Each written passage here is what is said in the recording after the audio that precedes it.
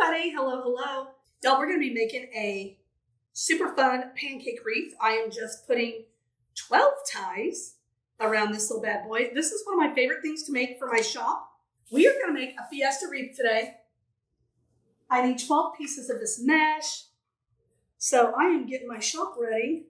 Anyway, I should have grabbed, I have 60 cutting mats at the shop. I should have grabbed one before I left my house.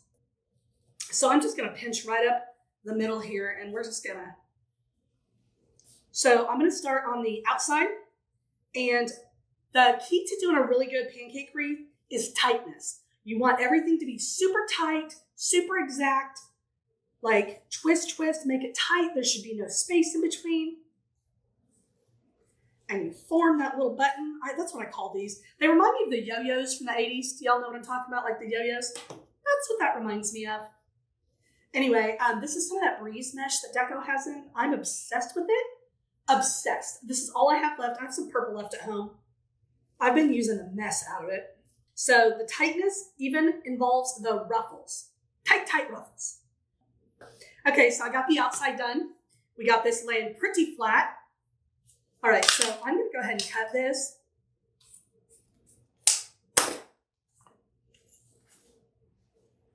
And we're going to do 12 ties. 1 and a 2. Oh, that's 3.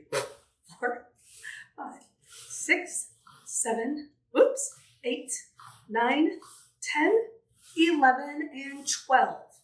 Another thing I like about this, is it's just 12 ties. Right? 6 and 6. So it's not too thick just to cut right off the spool. When you have the 18, sometimes it gets a little bit too thick, unless you're using Deco scissors. And listen, that could cut through not this one, I'm pretty sure. I'm using the Hot Pink Swift Dot because I can, and I love polka dots.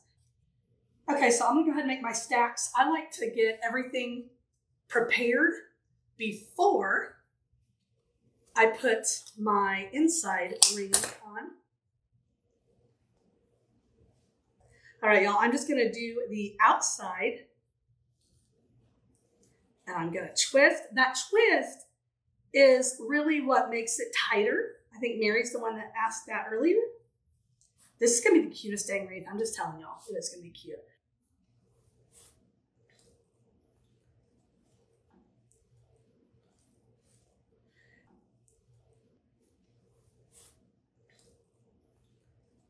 So the sign that I'm going to use is this one. It's just 6 by 12, super fun. I'm going to put it right here in the middle. Actually, I'm going to do it like this because I like everything cockeyed and cattywampus, and that's just how I roll. So I'm going to just use these hardware melts, and I'll have to attach it for real later. But we can do a little makeshift one. So what I do is I cut this off. 2 regular size hardware melts, cable tie melts, whatever you want to call them. I don't care what you call them. You don't want to hear what I call them when they fall on the floor. So, but I do at the warehouse, but I don't here. So this works. I mean, they're not going to move right now. And I will, when I get to my shop, I will, before I put it on the wall to display to sell, I'm going to secure it. I will either pop these off there, or I will just do some E6000 around the edges. It'll be totally fine. Or I could completely detach it, staple it, and go. But it is what it is. I'm just doing what I got with me.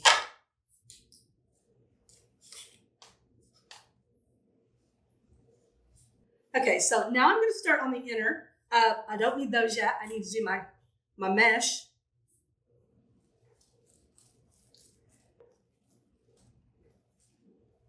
Okay. Just popping that right in there. The other thing I love about the pancake form is it's quick. For me, it's quick. If I wasn't teaching this, it would be even quicker. A lot of times if I'm caught up, or which isn't very often, y'all, but when I am, I will sit and cut like a tote full of mesh for some future designs, and I just do it in 12s because I know I'm going to be doing these. Just like this, going right up the middle. Popping that little stinker right in there. I just kind of push them down. I don't know why I do that, but I do. Now, I will tell you this. I use 12-inch tails on this one. You can use 14-inch, but I use 12. I think that the 14-inch are a little bit too long for this size for what I was doing. So I didn't do it. Let's make a bow, friends. Okay, I'm just going to give it some tails. Because this is Fiesta, there are going to be a lot of tails. Just telling you. I am going to do a bigger bow because it's Fiesta. Okay.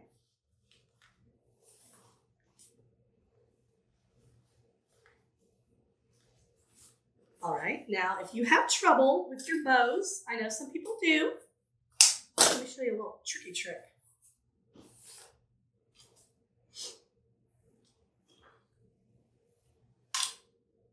That's not the trick.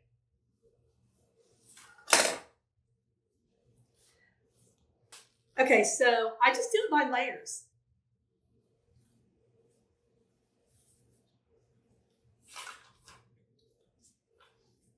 Okay, so I'm going to go ahead and do a 4 loop on this one.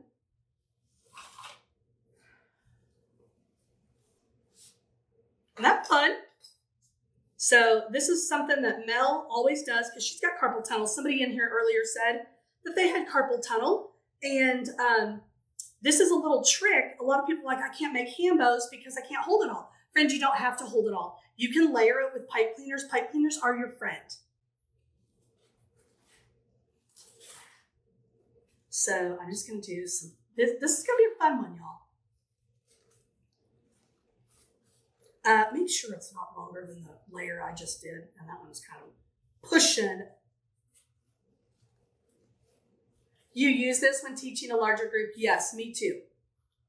I always tell them, I'm like, y'all, they're like, you're so quick at that. I'm like, friend, I've been doing bows most of my life. I lived next door to a flower shop growing up. And Miss Betty Holden taught me how to do it when I was like 11 years old. There will come a day where I'm not going to be able to do it with my hands anymore. I'm telling you, it's coming. But there's nothing wrong with that. You do not have to always do things with your hands. It's still a creation. Don't let other people tell you otherwise.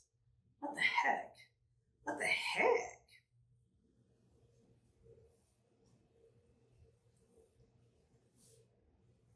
Okay, so I'm just doing a clover bow right here. That's just a 4 loop bow. It's just something I call it. I've called it that since I started. Just 4 loops means clover to me, 4-leaf clover. That's how I remember things, is like word associations. But I know that my budget on this one is going to be under $69. I'm not using my Fair Silk on funky tails. It's not happening. But I am going to use a couple of feet of it to do a really stinking cute clover bow. And this stuff is stiff. Like, whew, it is good. It can knock you out. Okay, we're doing 4 loops, right, just like that.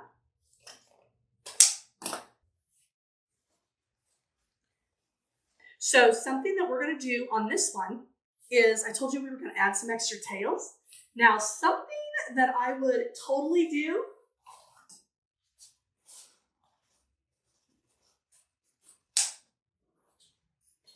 I'm adding extra tails like it's a rag bow, but it's not. Just adding some extras.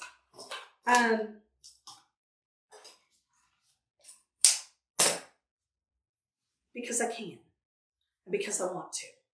We're just going to put them on the back side. All right, so I'm just doing a bunch of extra tails. If you had zip ties, this would be a time that you would want to use them on this. It would be amazing. But I'm just going to make, like, Fiesta bows are, like, big, right? They're big. It's just an idea I have. You know, that's what how to make wreaths is all about. You just try different ideas, get your creative juices flowing. Now, what I'm going to do is I'm going to put them right on the back. Watch how full this gets. It's so fun. So I'm going to put the bow on first. Look how big this darn thing is. This is going to be so cute when I get it done. Okay, it's heavy because I put so much stuff on it. And that's okay. That's okay. I really wanted some pink. And Keep in mind, because I know exactly where I'm putting. Hold on. I'm just wanting to go down through here. Okay, so let's go ahead and baby this. Baby this. We're going to be sweet to it and pull on it and all the things. Now, on this one, I'm just going to 45-degree cut on everything. I'm not dovetailing, I don't think. I am going to 45-degree, though. So this is what the bow looks like right now.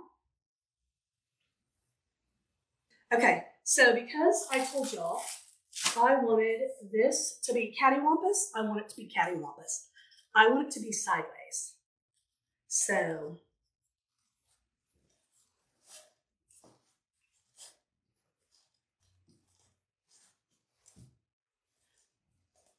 all right, here she is. So pretty. So fun. Look at that.